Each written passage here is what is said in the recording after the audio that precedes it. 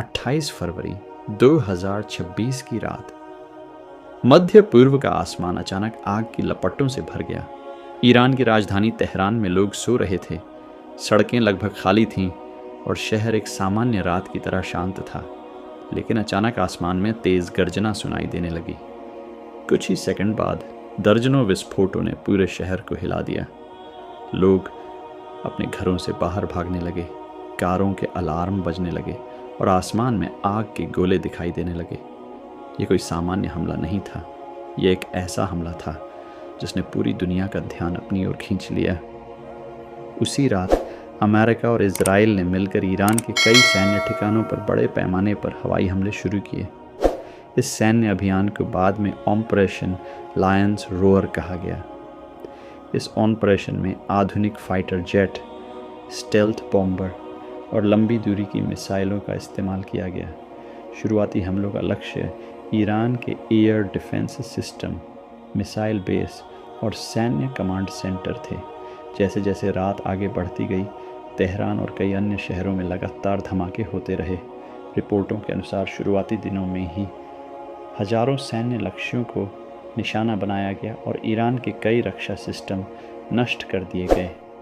इस हमले का उद्देश्य ईरान की सैन्य क्षमता को कमज़ोर करना और उसके मिसाइल नेटवर्क को ख़त्म करना बताया गया।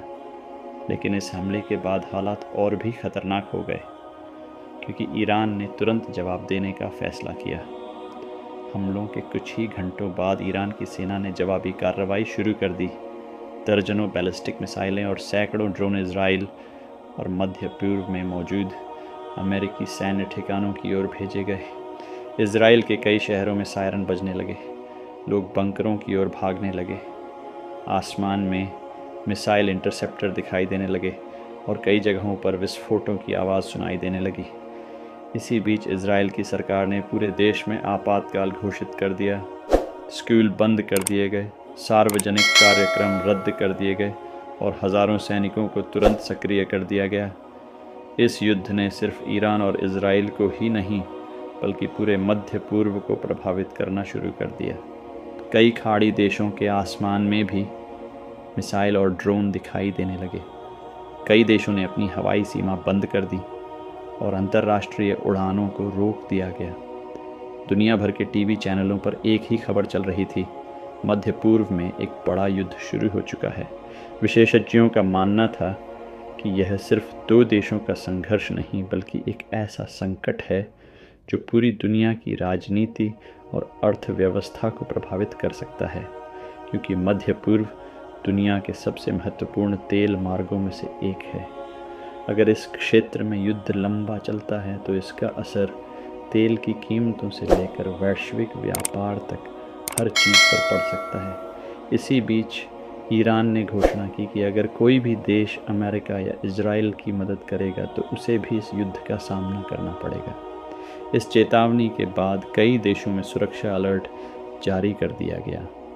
अमेरिकी सेना ने भी अपने कई सैन्य ठिकानों पर अतिरिक्त सुरक्षा तैनात कर दी।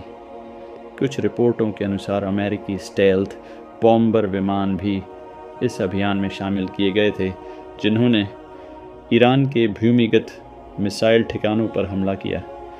इस युद्ध के पहले कुछ दिनों में ही हज़ारों लोग घायल हुए और कई शहरों में भारी नुकसान हुआ। इमारतें ढह गईं, सड़कें टूट गईं और कई जगहों पर आग लग गई। बचाव दल लगातार मलबे में फंसे लोगों को निकालने की कोशिश कर रहे थे। लेकिन इस युद्ध की कहानी अचानक शुरू नहीं हुई थी। इसकी जड़ें कई साल पहले से ही तैयार हो रही थीं। लंबे समय से इजराइल ईरान के परमाणु कार्यक्रम को अपने अस्तित्व के लिए खतरा मानता रहा है।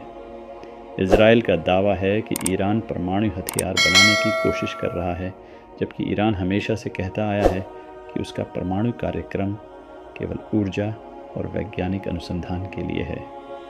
इसी विवाद ने दोनों देशों के बीच तनाव को लगातार बढ़ाया।